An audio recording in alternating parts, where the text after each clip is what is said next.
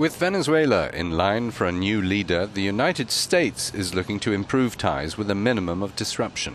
President Hugo Chavez has been the most outspoken anti-US leader in Latin America. Washington hopes calmer voices will prevail in Caracas. Experts in the US capital tell us what may be in store. And this is a very polarized country, and there's a lot of mistrust and a lot of rancor, and if Chavez dies, there just could be a lot of struggling and jockeying for power on all sides, and there may not be a lot of order.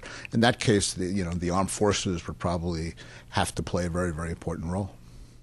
Promoting political stability in the fourth largest supplier of US oil imports is high on Washington's agenda. Improving a pragmatic relationship would ideally mean stronger counter-narcotics coordination and energy cooperation, but also more pluralism in Venezuela. There's engagement and intense interest in what goes on there, and I think overall a desire to remain engaged and to see that Venezuela's democratic transition be preserved and built upon.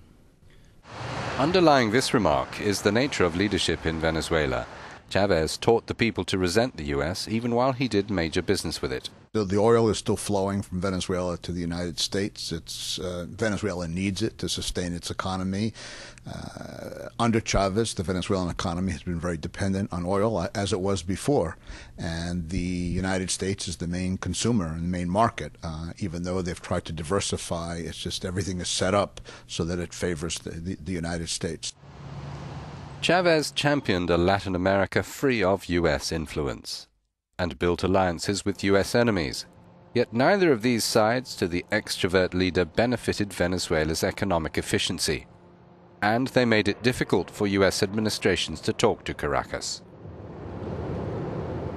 A lot of harsh rhetoric from Chavez against the United States, and the U.S. has been critical of some aspects of the Chavez government, obviously. So it's been somewhat cold. But underneath that is always a desire on the part of the United States to have communication with Venezuela, to establish normal sort of relations. The U.S. and Venezuela were close allies before Chavez led his country. There may be an opportunity to redevelop better relations now.